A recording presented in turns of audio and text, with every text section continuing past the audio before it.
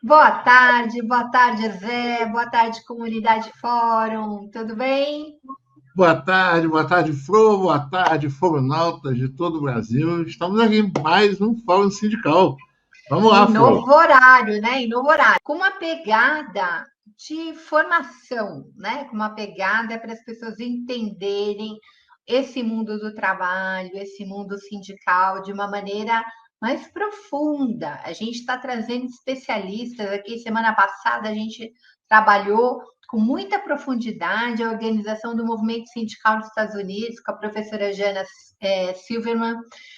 Eu queria que vocês buscassem aí, né? Porque a gente inaugurou num novo horário, num dia super conturbado.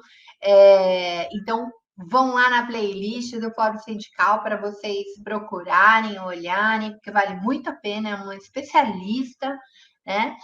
Uma nova-iorquina que entende muito do movimento sindical estadunidense, traz é, as características mais marcantes, vocês vão aprender muito. E hoje, né, a gente também traz um grande especialista em sistema de relações de trabalho, um advogado trabalhista que vai contar e, assim, explicar tudo para a gente. Tudo sobre esse nó que é o sistema de relações de trabalho no Brasil. A gente vai entender, por exemplo, por que que no Brasil é tão difícil, né, a gente ter autonomia sindical. A gente tem direitos individuais, mas os direitos coletivos são bastante complicados. Você tem uma história que está muito imbricada com o capitalismo global, né? Quando a gente olha o direito do trabalho, ele é muito semelhante no mundo todo, né? Ele acompanha aí essa evolução do capital. E acompanha a reação também e a organização dos trabalhadores. A gente vai entender muito isso quando conversar com o nosso entrevistado. Vem para cá, Normando Rodrigues. Tudo bom? Tudo bom, Flor? Pô, exagero, elogio, tudo bom, Zé? Tranquilo, cara. Satisfação rever vocês, uma honra ser chamado, Bom, mas a parte os seus exageros, vamos tentar fazer um mergulho raso na história para a gente fazer, depois do mergulho, um sobrevoo no direito. Muito bem, mas eu tenho. Olha, se tem uma coisa que o Normando é, além de um excelente advogado, ele tem uma capacidade e uma formação, né? Os bons advogados têm uma formação histórica, com grande estofo, né? Não é aquela formação rasa. Então, isso também ajuda muito. E aí, o Normando mandou umas imagens para a gente um pouco caminhar, para a gente nos nortear aí nesse passeio da história, para a gente entender como é que nascem os sindicatos, como é que os trabalhadores começam a se organizar. Então, eu queria que a Tati colocasse para a gente. Nós temos um desafio aqui, que é entender o sistema. A gente não vai ser um único programa, não, tá, pessoal? Porque é muito complicado entender o sistema de relações de trabalho no Brasil. Não é fácil, não. Então, a gente vai fazer vários programas a respeito desse sistema, mas vamos começar com olhar como é que se dá essa organização sindical no período moderno, né, da segunda revolução industrial, até a década de 30, até o período do Getúlio Vargas. O recorte temporal que a gente vai ter nesse primeiro programa. Tati, bota para a gente aí a apresentação, por favor. Então, ó, eu chamei de parte 1, né? Sistema de relações de trabalho, parte 1. Vamos tentar entender por que a gente não tem liberdade sindical. Eu acho que essa é a grande pergunta que a gente vai ter nesse programa de hoje. Então, vamos lá. Primeira, tem pode passar. Pronto. Vamos passar os mineiros do carvão, a gente estamos lá na França, na Inglaterra, no Reino Unido, nos Estados Unidos, da segunda metade do século XIX, aquilo que a gente costuma chamar de segunda revolução industrial. O que está acontecendo nesse período? O que é tão importante para a classe trabalhadora neste momento? O que é de diferente neste mundo que a gente costuma chamar de desenvolvido, onde o capitalismo estava no seu auge, Normando? Então, Flo, tem uma frase muito distorcida e transformada em lei absoluta daquele alemão lá bem interessante, que é o Carlos Henrique Marx, quando ele fala que o desenvolvimento das forças econômicas, né, o desenvolvimento do capital, o desenvolvimento do modo de produção, determina o desenvolvimento da classe trabalhadora. E quando Marx está escrevendo isso, ele está se referindo exatamente à organização dos trabalhadores na segunda Revolução Industrial. O que a gente chama de segunda Revolução Industrial, o Eric Hobsbawm definia muito bem, é quando a Revolução Industrial deixa de ser movida e alimentada pelo material do ferro fundido e pela energia do vapor da lenha para ser alimentada pelo vapor do carvão em altíssima temperatura e produzindo aço.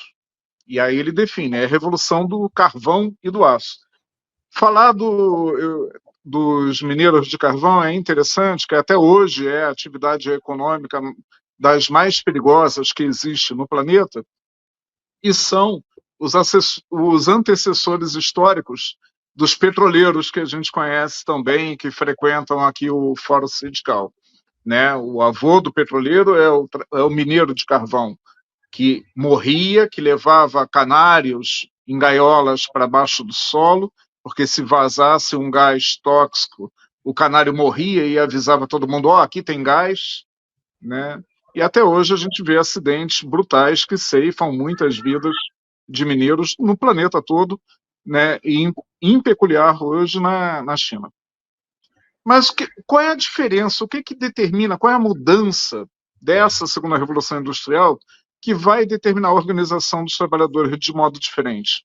Existia a organização dos trabalhadores antes, desde a antiguidade, né? Um dos primeiros movimentos organizados no Brasil é uma greve de gráficos, e que eram gráficos dispersos. Imagina, na época do primeiro reinado, 2, 3 gráficos em cada gráfica, mas ainda assim, sem internet, sem WhatsApp, eles se organizaram e fizeram greves. E várias outras categorias fizeram, mas eram greves de baixa concentração de pessoas, de categorias fragmentadas, né, muito atomizadas. A segunda revolução industrial, ela cria a dependência do capital de um grande exército de trabalhadores. O Marx usa o termo, né, pegando da terminologia militar, como vai usar para várias outras coisas, mas é bastante didático. São plantas de aço, plantas para fabricar locomotivas, para fabricar os trilhos das locomotivas, né, que empregam 6, 7, 8, 10, 11, 12 mil trabalhadores confinados no mesmo espaço. E essa concentração de pessoas possibilita que os trabalhadores melhor se organizem. Isso é uma característica da segunda metade do século XIX, como você falou, sobretudo nos países do capitalismo central, mas no último quarto do século XIX, há uma diferença na distribuição de trabalho dentro do capitalismo central.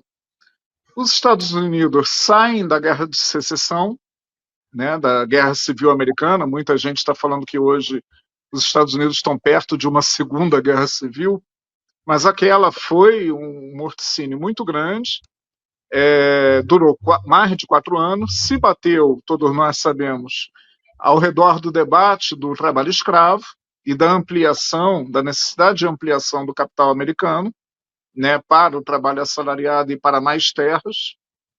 E os Estados Unidos crescem vertiginosamente depois de uns 10 anos de terminada a Guerra Civil. E crescem a ponto de multiplicar por mais de 40 vezes o seu PIB na virada para o século XX.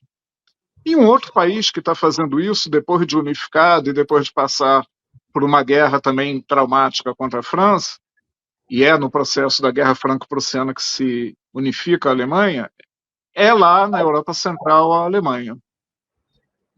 Por que eu estou falando isso? Esses dois países eles chegam na virada do século XX com classes trabalhadoras muito organizadas, Estados Unidos e Alemanha, estão disputando o centro do capitalismo e estão com uma produção industrial que no 1900 supera a da Inglaterra. Mas a Inglaterra ainda é o banco do mundo. É ela que financia a expansão ferroviária nos Estados Unidos, são os investidores britânicos que apostam alto e lucram muito com o extermínio dos povos indígenas nos Estados Unidos, que é a grande reforma agrária que os Estados Unidos fazem. Né? Fizeram uma reforma agrária do ponto de vista da distribuição de terras, né, exemplar para o mundo e que é exemplo até. O camarada Stedley, volta e meia, cita isso. Só que fizeram às custas do genocídio dos povos originários. Enfim, ali os trabalhadores se organizam, estão concentrados, estão vendo que aquilo que eles padecem no dia a dia é comum a todos. E o direito do trabalho ele começa, né, a surgir, nunca de cima para baixo, né, mas por expressão da luta de classe. Vou abrir um parêntese rápido para falar de direito aqui. A gente que é dessa esfera, né, tão atacada e com razão, né, o complexo do direito ele evolui no sentido da universalização do direito. Existe uma espécie de razão histórica no direito, que não é linear, que tem retrocessos, que tem estagnações, mas se você olhar, quanto maior for o recorte histórico que você pega da evolução do direito, você vai ver que a tendência de desenvolvimento histórica é de você universalizar direitos em detrimento de privilégios. Falar isso num país de alta desigualdade como o Brasil parece meio utópico, mas é verdade. A escala de evolução é essa. E é essa luta, inclusive, entre direitos e privilégios que define na Revolução Francesa direita e esquerda. Ser de esquerda não é gostar do Lula, de Marx, ou ter saudades da União Soviética, como esse comunista jurássico aqui tem. Tá? Ser de esquerda é defender igualdade e universalização de direitos. Ser de direita é defender privilégios. Radicalmente é isso. Né, até com a contribuição do falecido Norberto Bobbio para chegar nessa formulação. Mas, enfim. E aí, o direito do trabalho vai se edificando, os trabalhadores vão conquistando com greves, com muitos enfrentamentos, com mortes, com prisões, com condenações criminais, vão conquistando direitos em 3 eixos. É um tripé que caracteriza o direito do trabalho e os direitos sociais como um todo. Que eixos são esses? Regulação da jornada, né? Regulação da remuneração, salário, e luta por condições seguras. Isso vai informar, né, a grande greve geral de 1917 no Brasil. Eu gosto muito de analisar essas fotos, sobretudo da greve de 17 em São Paulo. Né? Ela se deu em várias outras cidades do Brasil, foi genuinamente a primeira greve geral.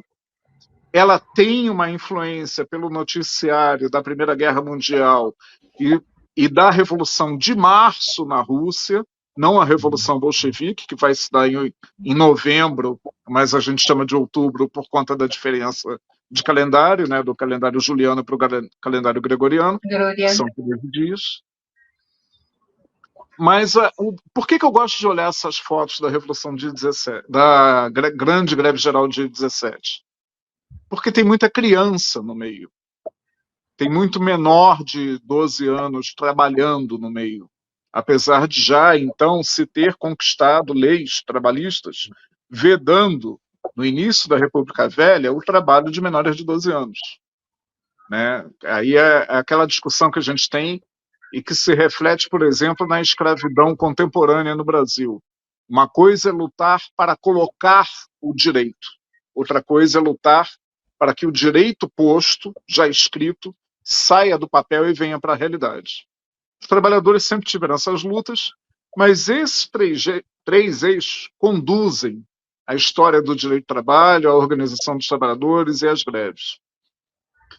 E aí, em 17, mesmo ano que tem a greve geral, tem um impacto muito forte da Revolução Bolchevique. Aí sim, já 6 de novembro de 17, quando os trabalhadores tomam o poder na antiga Rússia czarista, Rússia dos Romanov.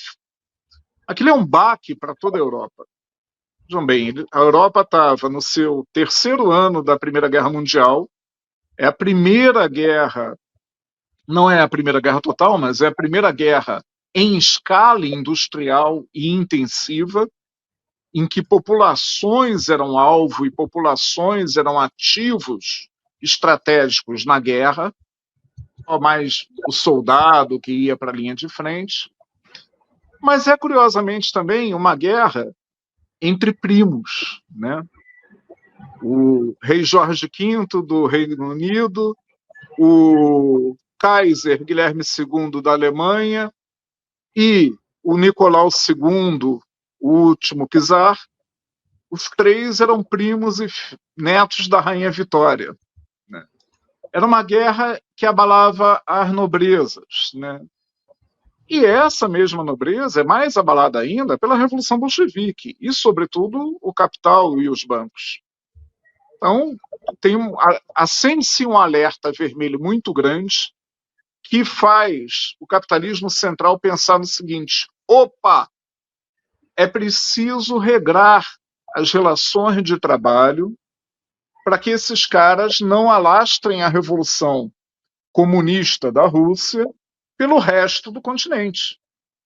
Então é preciso criar direitos sociais reconhecidos pelo capital. Vamos minimamente humanizar as relações de trabalho para que a revolução não se alastre, para que ela não contagie o resto do continente. E daí a gente chega nessa foto, né, do Tratado de Versalhes. O tratado é uma explosão de vingança, tá? Tudo é muito simbólico. 47 anos antes, quando o exército da então Prússia, ao redor da qual é organizada a Alemanha como conhecemos, derrota o exército do Segundo Império Francês, né, do Napoleão III, e cria a Alemanha, o Império Alemão é fundado naquela sala ali daquela foto, que é o Salão dos Espelhos do Palácio de Versalhes.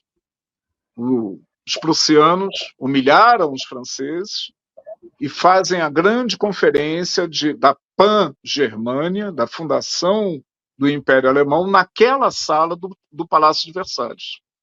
E, intencionalmente, o Tratado de Paz é levado para aquela sala, para o Salão dos Espelhos, para humilhar a Alemanha. Essa reação de fígado merece uma crítica na época de um jovem economista assessor da delegação britânica,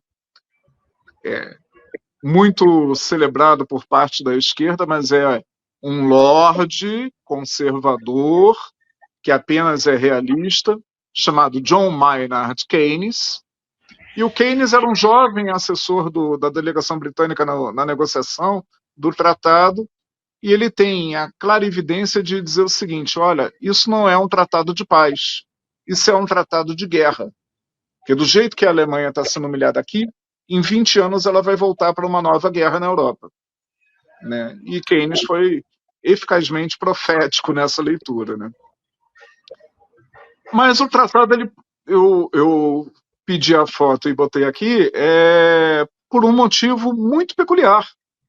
Porque é um tratado de paz que vai impor as sanções econômicas à Alemanha, que vai dizer como o mundo vai ser dividido, como que os impérios vão continuar com seus mercados, por trás da Primeira Guerra Mundial tem uma briga por mercados, que a Alemanha tentou resolver na Conferência de Berlim, aquela que, né, esquartejou a África e criou as fronteiras atuais, que dão problema toda hora, né? Mas não resolveu e foram tentar resolver nos campos de batalha. E aí um tratado de paz para acabar com aquela guerra cria uma organização internacional que não tem a ver com guerra. Cria uma organização internacional para regrar as relações de trabalho. Olha que maluquice. É um tratado de paz para acabar com a Primeira Guerra Mundial, mas ele cria a Organização Internacional dos Trabalhadores. E por quê? Com medo do perigo vermelho, com medo de que a Revolução dos Trabalhadores, que se deu na Rússia, se alastre pelo continente europeu. Esse é o único real motivo da criação da OIT, a Organização Internacional do Trabalho. No entanto, a OIT, sobretudo depois da Segunda Guerra Mundial, eu acho que a gente vai chegar lá no segundo programa pelo andar da carruagem, ela é uma entidade que vai acumular marcos civilizatórios importantes para essa nossa conversa aqui.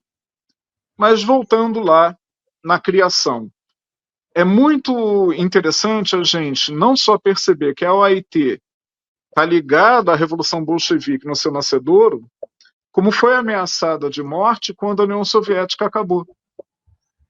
E isso é um episódio muito interessante e que eu, na época, dava como favas contadas, por exemplo, mas, para grata surpresa dos trabalhadores no mundo, a OIT sobreviveu.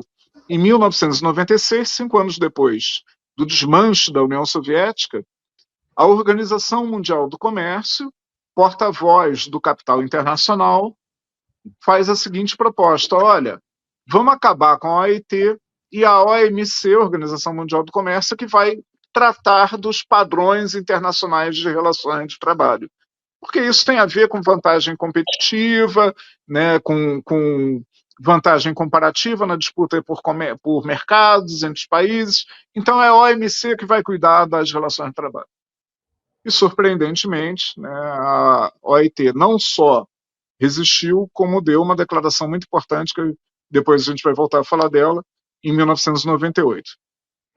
Mas voltando lá, essa relação, né, entre desenvolvimento econômico e o desenvolvimento dos trabalhadores, ela dá muitos frutos mesmo antes da Primeira Guerra Mundial. Em 1910, na década de 1910, o movimento sindical norte-americano é muito forte e, diferentemente do brasileiro, então, que é quase que hegemonizado pelas correntes de orientação anarquista, nos Estados Unidos, o movimento sindical tem uma influência marxista muito grande na década de 1910. E a resposta do capital é muito brutal.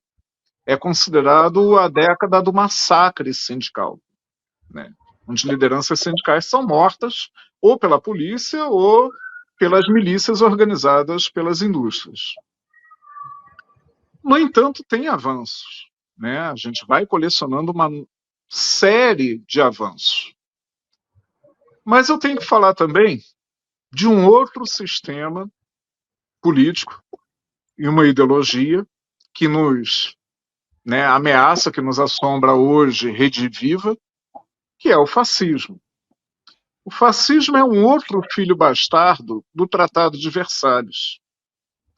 Ele surge em Milão, né, na pequena praça do Santo Sepulcro, da Igreja do Santo Sepulcro, né, e a partir de assassinos e malfeitores que o reino da Itália tinha arregimentado para formar tropas especiais, eram os arditi, né, que eram tropas de assassinos que entravam por trás das linhas austríacas na Batalha Sem Fim dos Alpes, que durou 3 anos, né, no norte da Itália.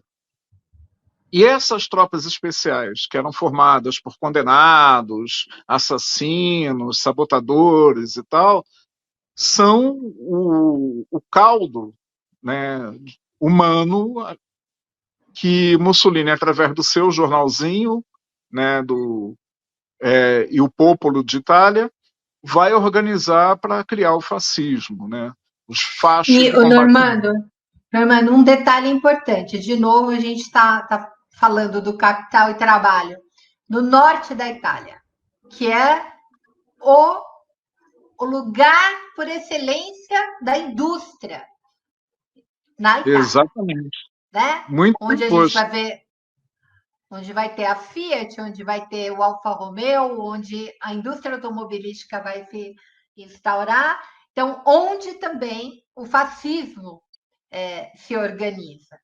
Então, a gente passeou pela Revolução bolchevique, pela greve de 17. Então, assim, o capital e trabalho está o tempo inteiro, e aí agora você vai falar da Carta del Lavoro e do fascismo, mas o tempo inteiro, o que a gente está vendo aqui? Esse tensionamento entre a organização dos trabalhadores, exigindo direitos, e o capital exigindo lucro, espremendo o trabalhador.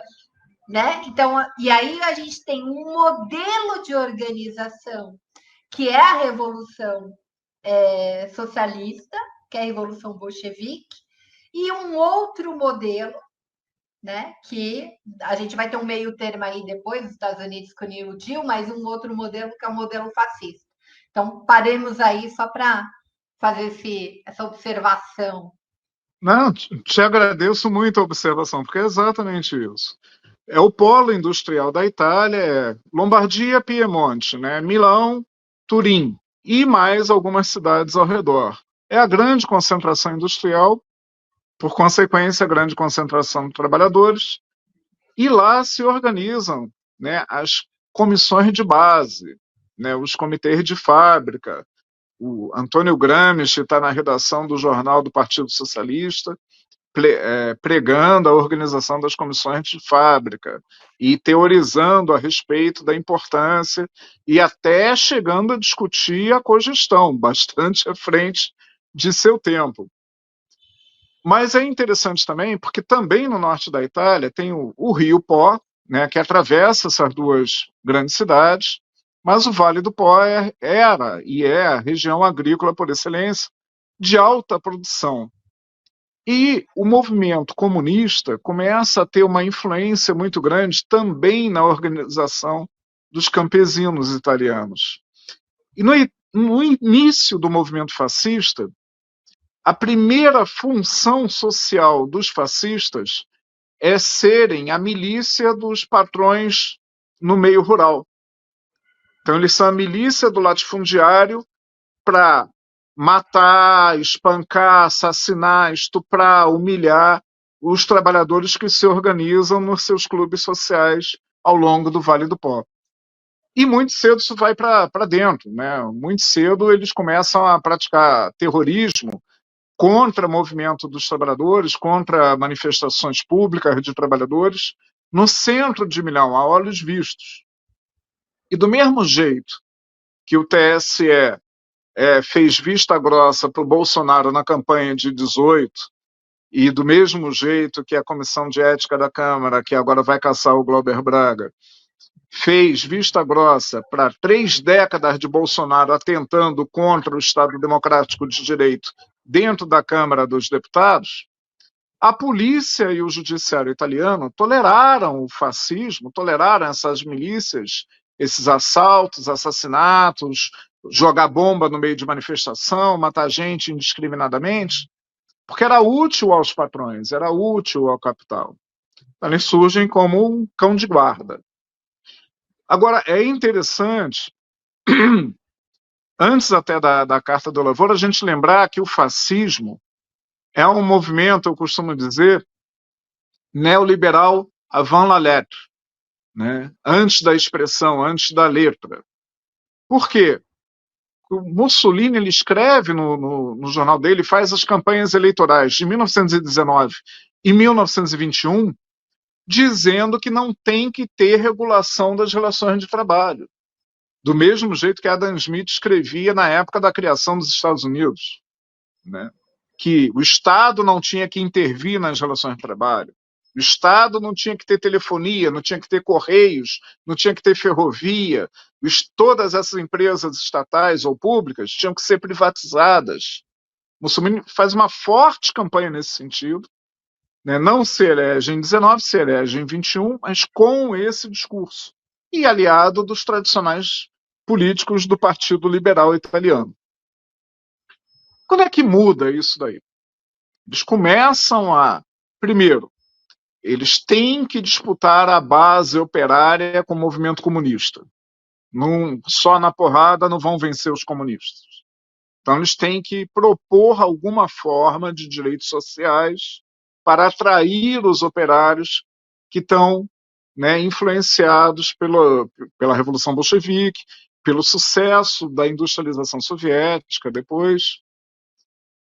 Mas ainda não tem um sistema de relações de trabalho genuinamente fascista, né? Isso, meados da década de 20, eles começam a formular, e aí vão botar princípios na Carta del Lavoro. E, por enquanto, é uma declaração política. A Carta del Lavoro sai publicada no Diário Oficial Italiano, né, que passou a imagem aí, né, nessa edição. Né, depois eu vejo a data, mas, enfim, é em 27, se não me falha a memória.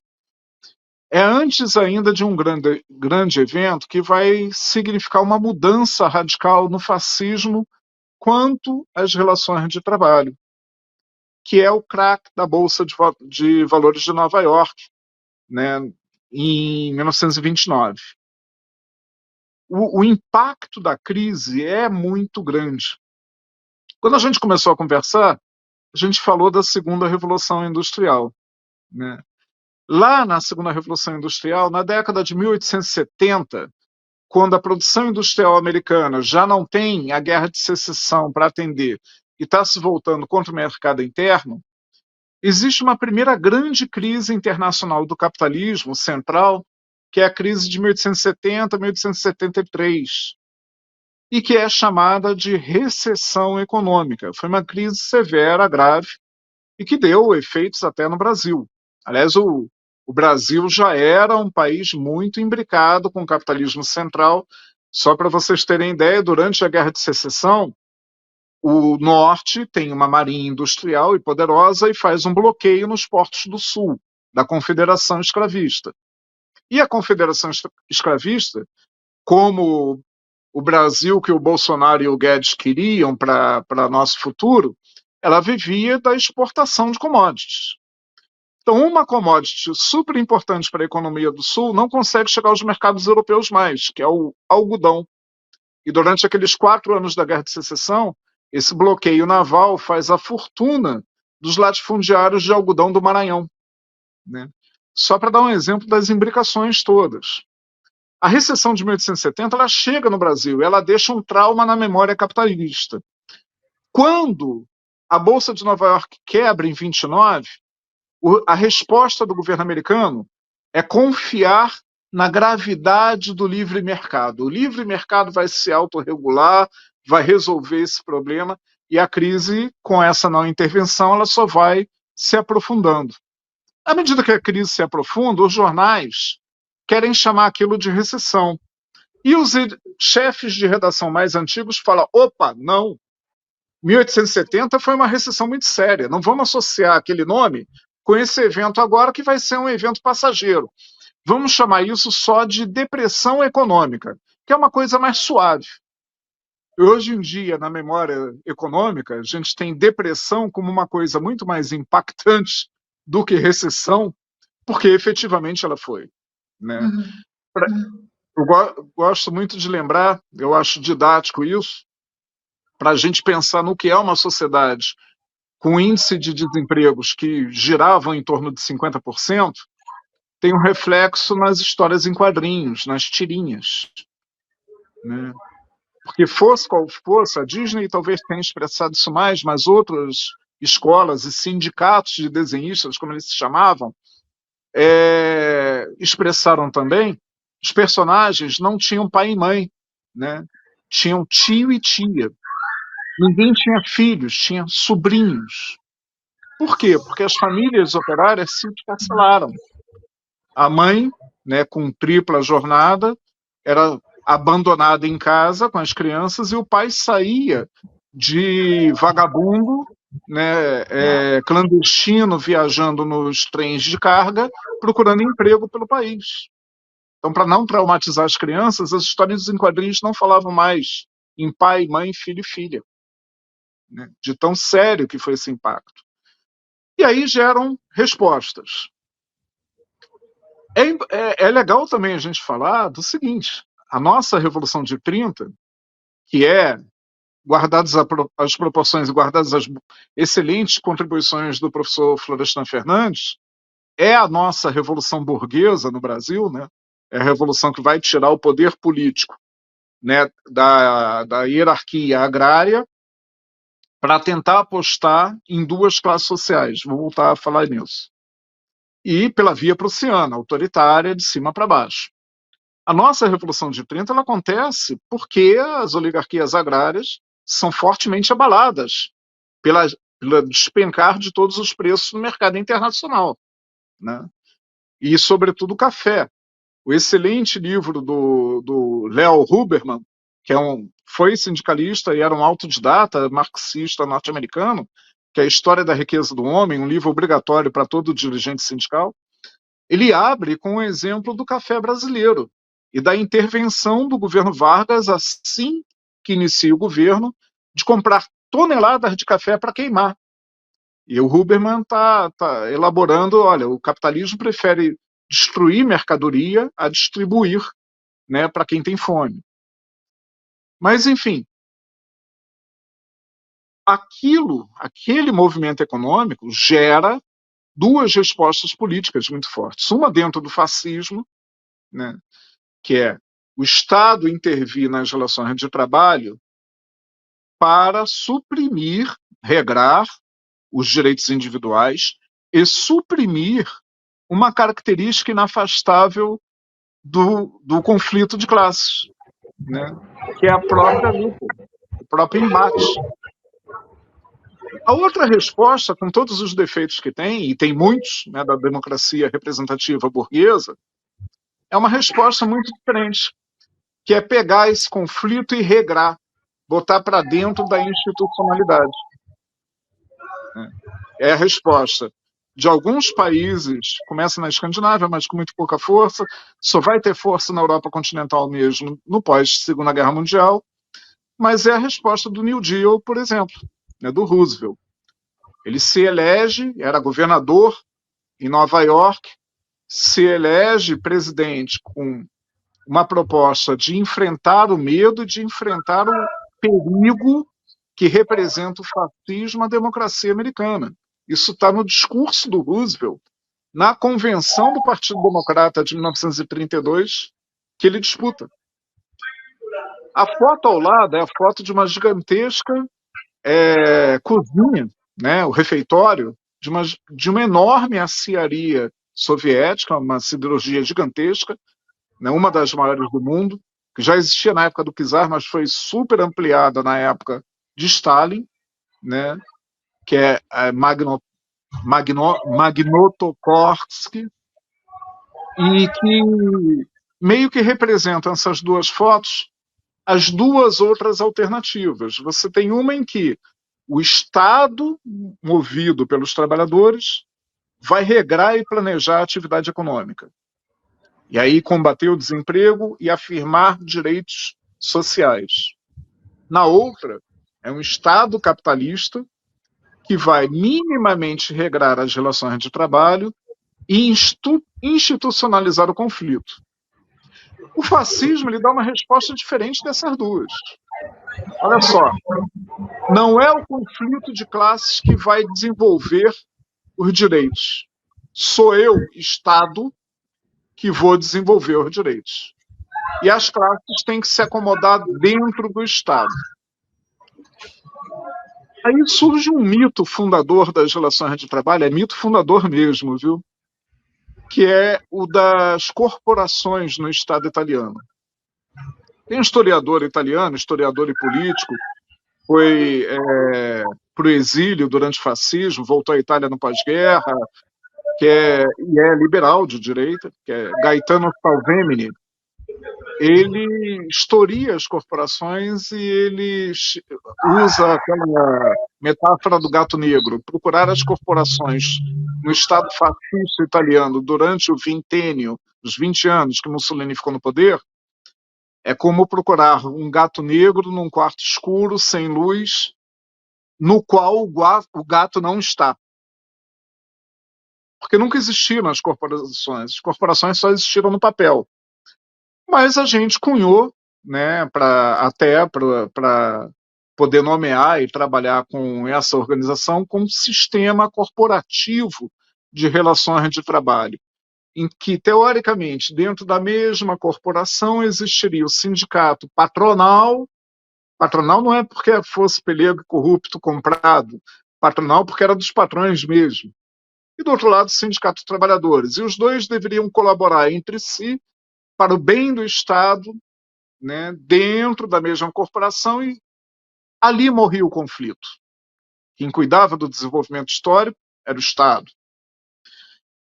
Para isso, a Carta do Lavoro, ela deu já inspirações que vão tentar ser colocadas em práticas antes do envolvimento da Itália na Segunda Guerra Mundial pelo Mussolini. E tem também um tripé. Assim como eu falei que o direito do trabalho se apoia em 3 pés, né? Regulamentação da remuneração, regulamentação da jornada, regulamentação das condições de segurança, saúde, meio ambiente e trabalho, a intervenção fascista nas relações de trabalho, ela também formula um tripé, em cima do qual ela tem que se apoiar. Primeiro, unicidade sindical. Igualzinho ao que está na nossa Constituição de 88, que é a Constituição que praticamente traduziu do italiano para o português o sistema corporativo de relações de trabalho. Isso é uma lástima, né? Mas é verdade. O nosso artigo 8º começa lá. É livre a organização sindical. Aí tem uma expressão alternativa não escrito, mas aí no inciso 2 do artigo 8º vai estar o primeiro dos 3 pontos do tripé fascista para permitir ao Estado intervir na organização dos trabalhadores, que é o quê? A unicidade sindical. É que nem num filme que, na década, né, muitos anos atrás, em outra era, quando eu estava nos bancos da Faculdade de Direito, foi muito popular, o Highlander, né, o lema era, só pode haver um. É a mesma coisa o Estado falando do sindicato. Não, o sindicato é livre, mas eu só vou reconhecer aquele ali.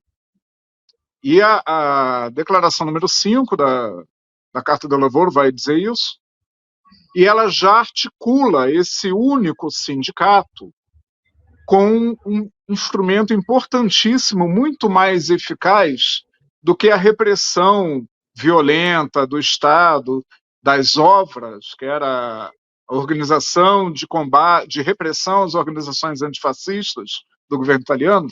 Muito mais eficaz do que isso era o imposto sindical.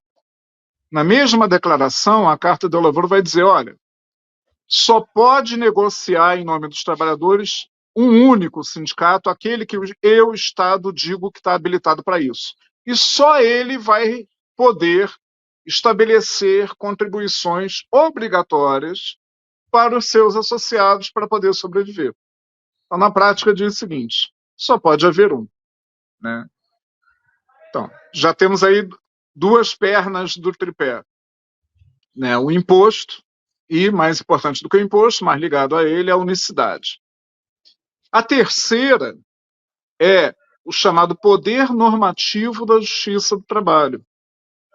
E aí é uma invenção fascista que a gente tem que ir lá no Barão de Montesquieu, aquele cara que disse, para ter um mínimo de equilíbrio e decência nessa tal de república, a gente tem que dividir, né, executivo, legislativo, judiciário. O judiciário, ele não cria direito, certo? Quem faz isso é o legislativo. O judiciário, ele julga quem está certo e quem está errado. Ele pega o direito já posto, já criado, como eu disse naquela coisa de luta para pôr o direito, luta pelo direito posto, e aplica à realidade. Essa é a função do judiciário. Mas o fascismo ele vai dar para a Justiça do Trabalho italiana um poder legislativo, que é o poder normativo, que é, não tendo acordo entre as partes, a Justiça pode ditar as condições de vida dos trabalhadores numa sentença normativa de efeito para todos, erga omnes, que vai dizer como é que o trabalhador vai viver e em que condições ele vai prestar trabalho. Tá? Que substitui o acordo coletivo de trabalho ou a convenção coletiva de trabalho. Então estão aí as 3 características. Lembrando que esse sistema está concorrendo, de um lado com o New Deal, de outro com o estado do socialismo real, de economia planificada soviética. Beleza. Aí nós temos a Revolução de 30. E veja bem, né, 1932 tem o Estado de São Paulo, né, que a princípio estaria articulado com Mato Grosso e Rio Grande do Sul, só que foi abandonado pelos parceiros, né, Flores da Cunha de um lado, né, que deixou na mão, e pegou em armas contra a Revolução de 1930. A Revolução Constitucionalista de 1932, ela é, sobretudo, do ponto de vista do desenvolvimento das classes sociais no Brasil, um movimento da elite agrária, né, reagindo à proposta de modernização autoritária prussiana, vindo de cima para baixo, da Revolução de 30. Mas ela talvez tenha sido, para o Vargas, para o ditador Vargas, né, a última lição para ele entender que o projeto de Brasil moderno que ele tinha na cabeça não podia passar pelas elites agrárias enquanto sujeito histórico. Ele precisava do protagonismo de 2 classes sociais na cabeça dele. As classes do conflito de classes. Ele precisava do protagonismo da burguesia urbana e comercial e industrial, de um lado, e precisava do protagonismo dos trabalhadores organizados em sindicatos, do outro. E ele não tinha nenhum nem outro. Né? Não tinha, de um lado, porque o empresariado industrial brasileiro era ainda minoritário dentro da classe dominante, né? Seja no comércio, seja na indústria, e de outro, porque, a contragosto, não é culpa dos trabalhadores, uma brutal repressão tinha combatido o movimento sindical brasileiro desde a greve geral de 1917. Os sindicatos e lideranças anarquistas foram criminalizados, a greve era crime, continuou sendo crime durante um bom tempo, né? E no máximo era um absurdo jurídico tolerado até a Constituição de 88. Então não existiam as classes que ele via como atuantes no jogo político brasileiro para produzir desenvolvimento econômico e direitos sociais. Então, na cabeça do Vargas, fazia todo o sentido do mundo importar o sistema fascista, porque o Estado ia conter esse conflito, né, e afirmar direitos individuais, sociais, e estimular que um e outro lado fossem desenvolvendo capacidade negocial, capacidade de organização política. Ora, só que, quando Vargas copia, traz para a CLT em 1943, né, esse tripé fascista de unicidade sindical, imposto sindical e o poder normativo da Justiça do Trabalho, ele também cria uma camisa de forças que impede o desenvolvimento da potencialidade histórica dos trabalhadores que ele mesmo tinha vislumbrado, e tem escritos dele sobre isso, como positivo para o Brasil. Aí tem o Vargas assinando uma legislação trabalhista anterior à CLT, eu acho que 3 anos antes, 1940, se não me falha a memória, né, da legenda da foto. Salário mínimo. Salário mínimo, né? Isso. Mas eu faço questão de registrar o lugar, viu? Porque eu sou vascaíno, esse time que está associado com o combate ao racismo na sua razão de ser, e tanto essa foto aí quanto a assinatura da CLT são no estádio de São Januário. São Januário. na zona norte do Rio, São Cristóvão, hoje microbairro de Vasco da Gama, e é lá que o Vargas fazia seus grandes comícios, né? Os 1º de maio todo eram comemorados lá, e é lá que ele dá ao Brasil, né, assina a CLT, a Consolidação das Leis do Trabalho, que pega muita coisa que já existia, né? Junta, consolida um monte de legislação de trabalho esparsa num sistema, né? Mas também inova em várias outras situações. Então, Fro, isso demanda muito comentário, né? Já falei muito. Demanda, e o Zé tá aí. E eu coçando, o Zé está coçando. Não, então vai lá, comente pra gente. Eu sei que o Zé também tá aí doido para falar. Não, eu estou mais ouvindo aqui, aprendendo. Para mim está sendo uma baita aula. Né? Estou aqui, eu sempre gosto de estudar essas coisas das histórias, simplesmente essa história do movimento trabalhista, do movimento sindical. E é muito interessante ouvir isso tudo. Né? Eu fico pensando aqui, porque eu trabalho muito, como eu também sou pastor, né?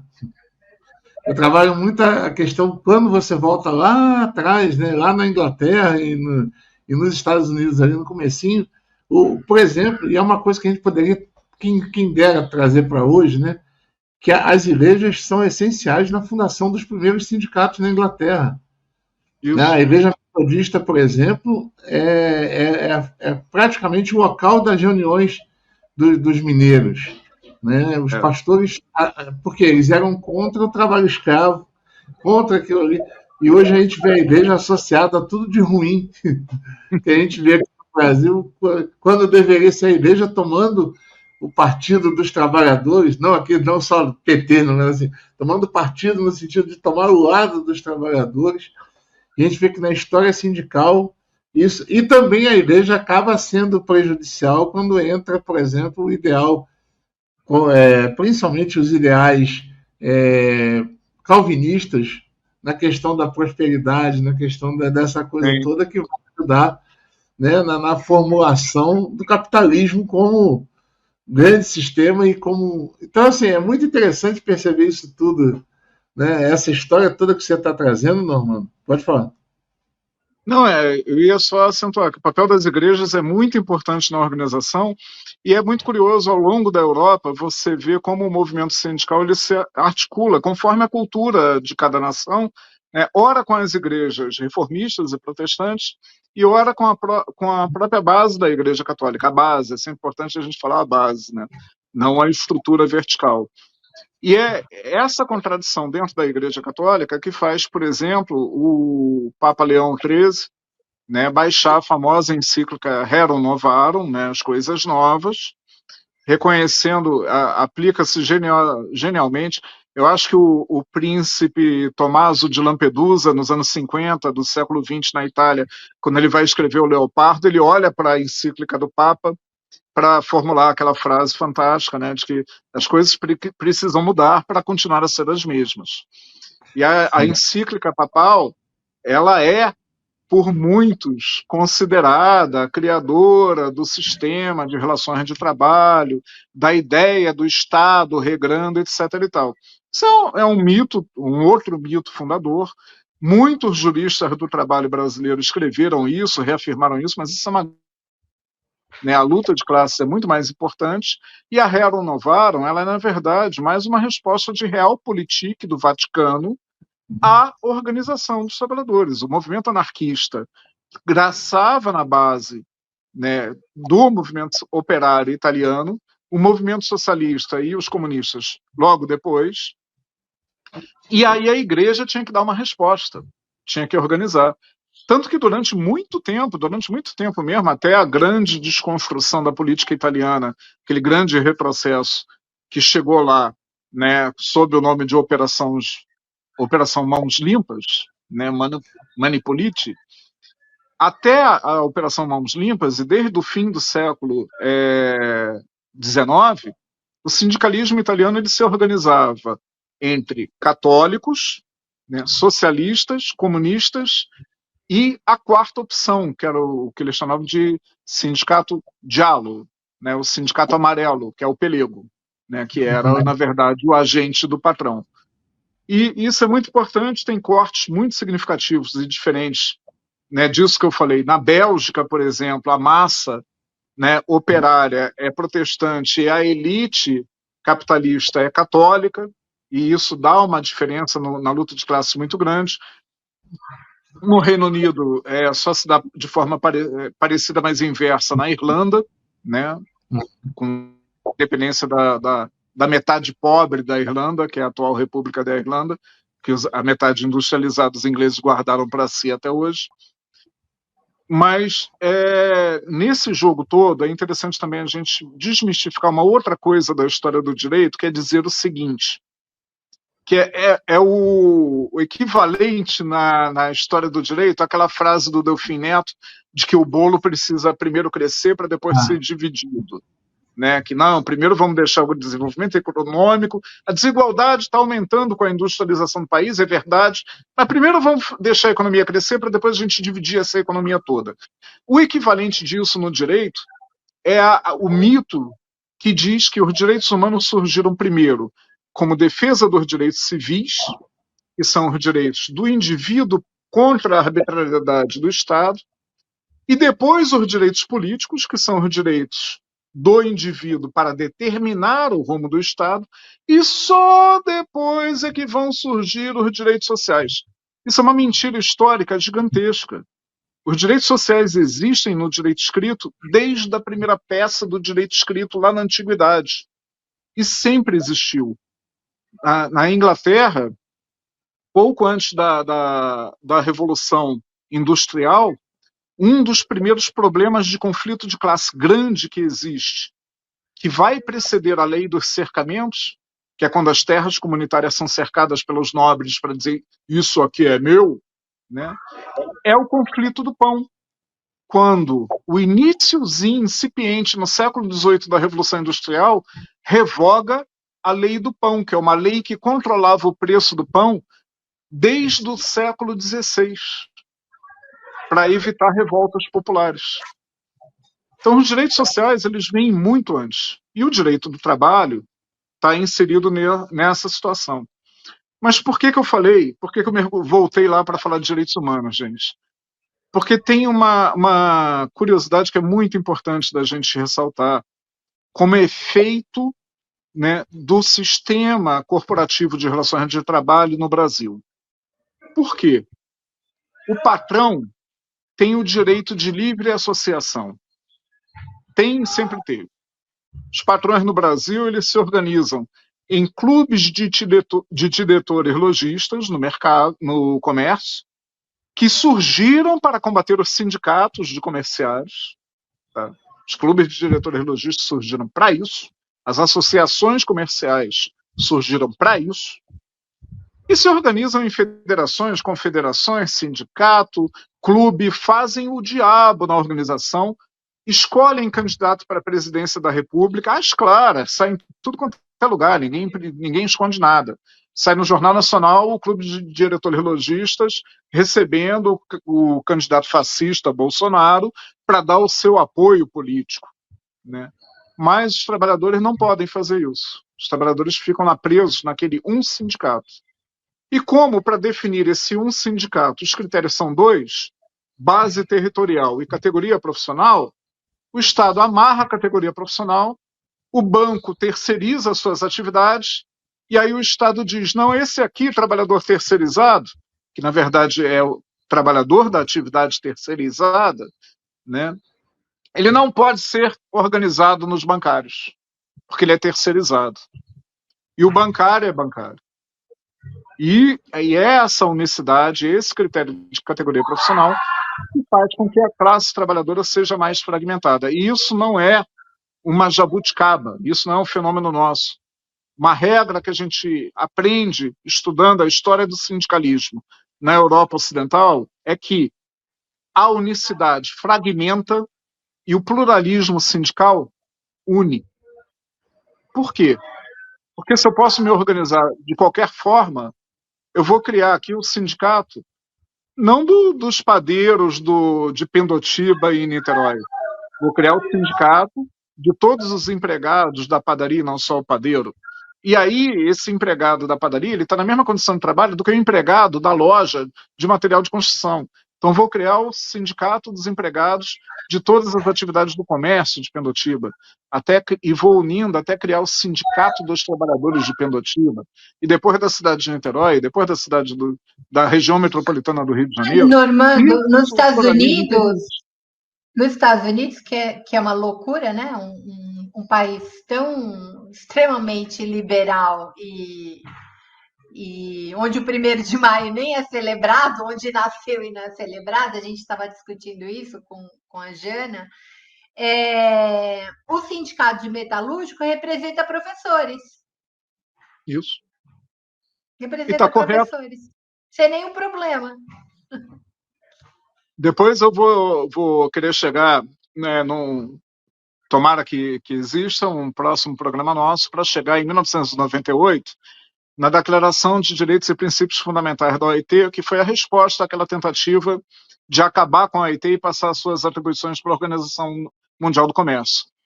E aí ela elenca uma série de convenções fundamentais da organização. Das 8 fundamentais, os Estados Unidos só assinam uma, que é a 87 de liberdade sindical. Das 8, é a única que o Brasil não assina, por conta da unicidade mantida na Constituição. E isso responde à pergunta deste programa. Por que a gente não tem liberdade sindical? Por causa da unicidade. Exatamente. E Fro, fiquei muito feliz quando você pegou esse gancho dessa pergunta, porque eu vivo dizendo muito, não, porque vamos discutir a liberdade sindical no Brasil, tem que avançar a liberdade sindical. Não, para avançar a gente precisa partir de um ponto inicial muito realista. Não temos liberdade sindical no Brasil e nunca tivemos. E aí, voltando lá, né, o direito de associação, o patronato tem, o empregado não tem. É um direito político, né? Sim. E que o trabalhador não tem. O trabalhador é um cidadão de segunda categoria, ele não tem um direito político fundamental de se associar livremente no Brasil. Normando, e você acha que na reforma sindical, que é a grande luta hoje, né, depois da reforma trabalhista, a gente vai chegar nisso em outros programas, a gente vai passar por elas, mas assim, vamos deixar isso no ar para a gente encerrar o programa.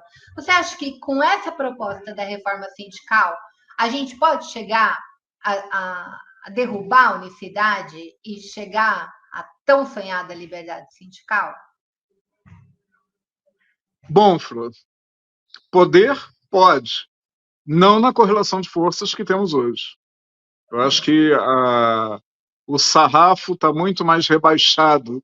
A exigência para a gente se articular numa grande frente hoje está muito antes da defesa da liberdade sindical, está na defesa da própria sociedade plural e democrática e diversa, né, que nós temos, e que, portanto, não vai se enquadrar em nenhuma ditadura fascista, mas que pode sofrer muito com a tentativa de institucionalização sangrenta de uma ditadura. Então, acho que está fora do nosso horizonte político, pelo menos nessa legislatura, e as forças de deusa Clio, padroeira da história, me iluminem para dizer que a próxima legislatura não será pior do que essa. Porque muitos amigos meus, lendo a conjuntura, né, concordam com aquela frase de que esta é a pior da história da República, até a próxima. Uhum. Sim.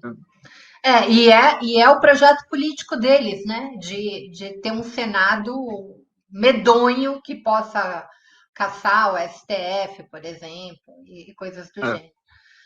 Muito bem. Normando, eu adorei. Eu acho que assim a gente já pode deixar já previamente, como a gente tinha combinado para a nossa próxima semana, a parte 2, a gente combina nos bastidores.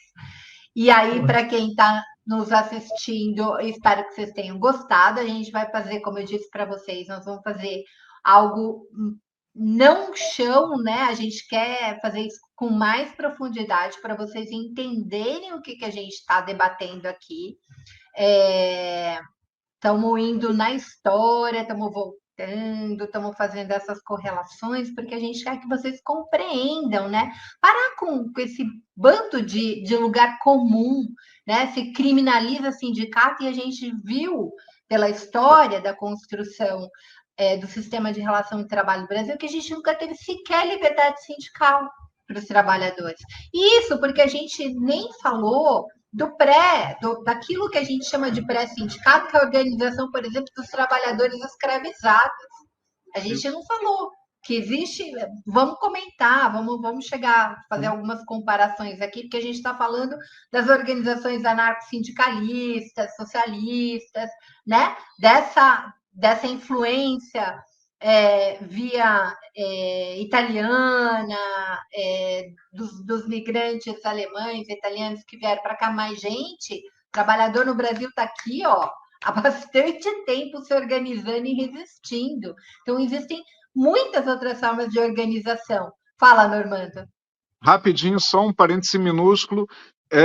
Tem uma história linda e de uma poesia profunda, poesia rebelde, humanitária, que é a história das liras dos conspiradores, né, que eram as associações musicais que serviam de fachada para as redes de abolicionistas ilegais, né, para escravizados fugir de seus patrões. É uma história sensacional que está ligada à origem da organização dos trabalhadores no Brasil também.